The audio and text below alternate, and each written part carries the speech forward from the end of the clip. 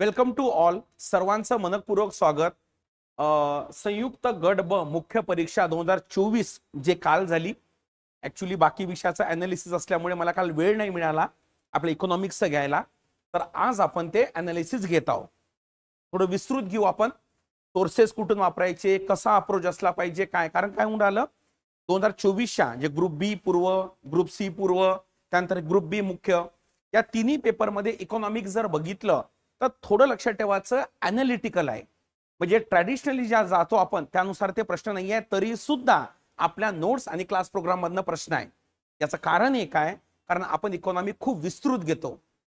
Okay, तुम्ही म्हणता sir एवढं शिकवण्याची गरज आहे का, एवढा अभ्यास करण्याची गरज आहे का? मी तुम्हाला नेहमी सांगतो की जर तुम्हाला स्ट्रॉंग एलिमिनेशन आणि कंबाईन मध्ये स्पीड वाढवायची असेल तर आपले फंडामेंटल्स हे मजबूत असणं गरजेचं आहे. त्यामुळे ज्याला घाई असेल व्हिडिओ बघण्याची त्यांना हा व्हिडिओ स्किप करून टाका, कारण हा थोडा व्यवस्थित आपण आरामात व्हिडिओ हा घेणार आहोत. आणि आन्सर की मी ग्रुपवर टाकलेली आहे. ठीक आहे, चला.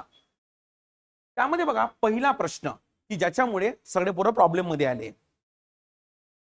मोठ्या प्रमाणावरील आयात, ओके, त्याला बल्क इम्पोर्ट म्हणतात. म्हणजे मोठ्या प्रमाणात आपण जे आयात करतो ना, बल्क बल्क मध्ये विकत घेतला, खालीलपैकी कोणत्या तीन घटकामध्ये विभागल्या जाते? भावना ऑलरेडी 3 शब्द वापरलेला आहे. आता या प्रश्नाचे जे सोर्स आहे बघा, मी टेलिग्रामवर ऑलरेडी तुम्हाला इथं डेट सगळं टाकलेलं आहे. कुठे गेली डेट? इथं टेलिग्रामवर डेट आपल्या खाद्यतेल आणि स्वयंपूर्णता आहे, बरोबर. हे जे एडिटोरियल आहे बघा खाली लिहिलं आहे, या प्रकारचे कंबाईन परीक्षेमध्ये मी ऑलरेडी तुम्हाला सूचना दिलेली होती. हा प्रश्न कसा टॅकल करायचा, तर यावर बघा खाद्यतेलावरील राष्ट्रीय मिशन हा प्रश्न पण पीवायक्यू आहे कंबाईनचा. जर या पीवायक्यू ला व्यवस्थित अनालिसिस केलं असतं जे आपण क्लासरूम मध्ये करतो, बरोबर, जर हा एडिटोरियल वाचला असता 4 दिवसाचा तर हा प्रश्न निघाला असता. तुम्हाला नेहमी सांगतो की इडेबल ऑइल, सोलर आहे नाही का, या बाबतीमध्ये प्रश्न हे त्याला ट्रेंडिंग मध्ये असतात. आता यामध्ये बघा इथं खाद्यतेल दिलेला आहे, तो म्हणतो 3 घटकामध्ये विभागली, त्यामुळे ब हा पर्याय मध्ये असायला पाहिजे. याचा अर्थ लक्षात ठेवायचं. ओके, 4 पर्याय उडाला आपला. ठीक आहे. त्यानंतर आता बघा भांडवली वस्तू, धातू, यंत्र साधने, विद्युत आणि बिगर विद्युत यंत्रे, यामध्ये भांडवली वस्तूच्या बाबतीमध्ये आपण सुरुवातीला इम्पोर्ट बेस होतो स्टार्टिंगला पहिल्या 2 दशकामध्ये, पण त्याला काय म्हणतात की नंतर आपण याची काय करत नाही, तेवढी आयाता आता करत हा नाहीये. त्यामुळे लक्षात ठेवायचं क पर्याय हा यामध्ये येणार नाही. त्यामुळे हा पण पर्याय उडाला, हा पण पर्याय उडाला. आन्सर अ, ब आणि ड, पर्याय क्रमांक 2. खनिज तेल, कच्चे तेल आणि उत्पादने, तृणधान्य, कडधान्य है ना, तृणधान्य, कडधान्य आणि साखर यांचा असल्या मोठ्या प्रमाणावरील उपभोग्य वस्तू. लक्षात ठेवायचं आपण साखर इम्पोर्ट पण करतो बरं का. आपण ट्रेड चॅप्टर मध्ये म्हटलं होतं, असं समजून नका की आपल्या इथं खूप जास्त सरप्लस उत्पादन होते म्हणजे आपण बाहेरून घेत नाही. ठीक आहे. त्यानंतर खते, बिगर लोह धातू, कागद है ना, कागद आठवते तुम्हाला म्हटलं होतं. जर चीन आणि इंडियाच्या बाबतीमध्ये आपण व्यापारामध्ये बोललो होतो की जर चीननं ट्रेड थांबवला तर तुमच्या झेरॉक्सच्या किमती आता सध्या 1 रुपया असेल तर 5 रुपये होऊन जाईल, कारण कागद आपण इम्पोर्ट करतो, जर क्लासमध्ये व्यवस्थित ऐकलं असेल तर. त्यामुळे आन्सर अ, ब आणि ड. ठीक आहे. इथपर्यंत हा नवीन ट्रेंड आहे इकॉनॉमिक्सचा. आता ते दादाभाई नवरोजी डायरेक्ट येणार नाही. ठीक आहे. या प्रकारे अनालिटिकल आपल्याला जावं लागेल. चला, खालीलपैकी कोणती पतमानांकन संस्था भारतातील सेबीमध्ये नोंदणीकृत नाही म्हणते? ओके, हे आपल्या क्लासमध्ये दिलेलं होतं. ऑलरेडी बघा क्रेडिट रेटिंग एजन्सीज आणि खाली दिलेला आहे. अर्थव्यवस्था अभ्यासक्रमामध्ये जो क्रेडिट रेटिंग हा एक उपघटक आहे, या संबंधित चालू घडामोडी नोट्स यावर फक्त आतापर्यंत 2 प्रश्न आलेले आहे, परंतु 10 वर्षानंतर रेटिंग मध्ये बदल झाल्यामुळे भारतीय रेटिंग मध्ये बदल झाला ना, म्हणून अपेक्षित प्रश्न मी ऑलरेडी इथं नोट्स पण दिलेली होती, बरोबर नाही का. ठीक आहे. डेट असेल तर 1 जून 2024 ची ही डेट होती. हे आपल्या क्लासची नोट्स आहे. याचा आन्सर येते मुडीज. मुडीज हे आपल्याकडे नोंदणीकृत नाही आहे. बाकी केअर, ब्रिकबर्ग आणि क्रिसिल, क्रिसिल तर आपली स्वतःची आहे, बरोबर नाही का. हे केअर आपली स्वतःची आहे, क्रिसिल नाही आहे. कळलं का. आन्सर मुडीज ही नोंदणीकृत नाही आहे, पण भारतात रेटिंग करते ती, आणि गव्हर्नमेंट ऑफ इंडियाचं यांच्यासोबत खूप कॉन्फ्लिक्ट आहे मुडीज सोबत. ते म्हणतात की तुमचे निकष वेगळे आहे नाही का.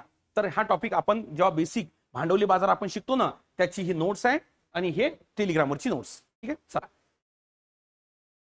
चालू केंद्रीय अर्थसंकल्पात, चालू केंद्रीय अर्थसंकल्प म्हणजे 2025-26 अर्थसंकल्पातील वाटा आर्थिक 24-25 मध्ये 6.6 होता आणि तो आर्थिक वर्ष लिंग भावाचा ज्याला आपण म्हणतो जेंडर बजेट, ठीक आहे. तर तो लक्षात ठेवायचा. हा बऱ्याच सोर्स मधनं नाही आहे, हे आपली 25-26 ची नोट्स आणि त्यामध्ये इथं जर दिसत असेल तुम्हाला, हे बघा ह्या वाक्यामध्ये इथं दिलाय 8.6%.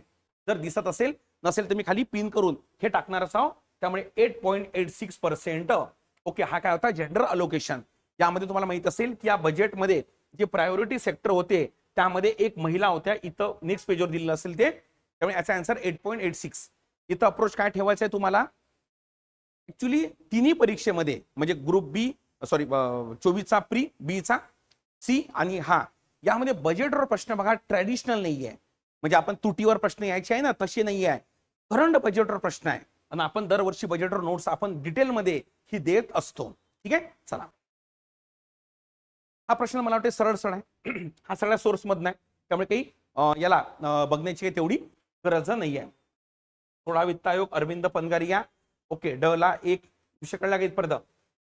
त्यानंतर 15 वित्त आयोग काय NK सिंग. 14 वित्त आयोग ओके रेड्डी आणि 13वा काय विजय केळकर. चला समजलं इथपर्यंत. त्यामुळे आन्सर याचं काही याच्यात अ ला IV.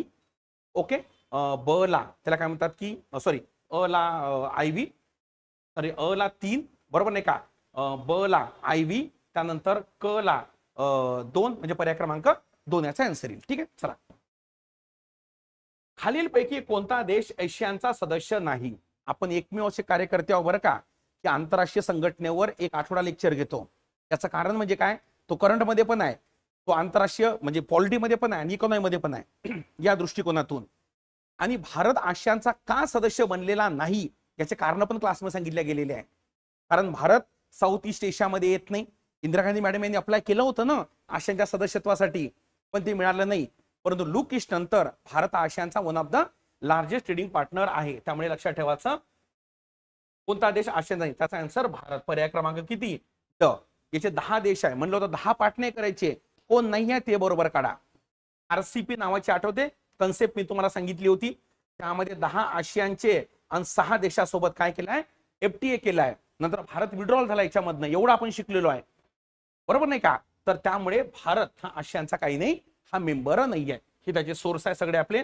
हा प्रश्न पण टाकला होता, ही नोट्स पण आहे आणि क्लास नोट्स पण आहे त्याच्यात.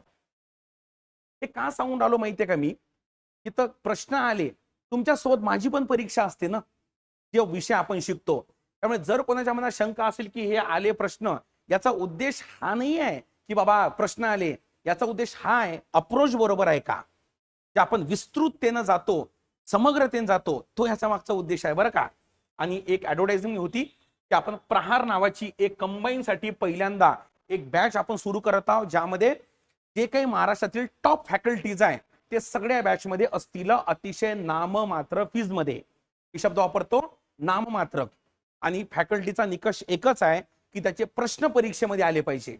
ठीक आहे, सविस्तर याच्यावर मी एक लेक्चर घेणारच आहोत, परंतु माहित असू द्या 7 तारखेपासून सुरू होऊन राहिली. नीती आयोग पुरस्कृत स्पर्धात्मक संघराज्य कॉम्पिटेटिव्ह फेडरलिझम यावर तर आपणच शिकवतो.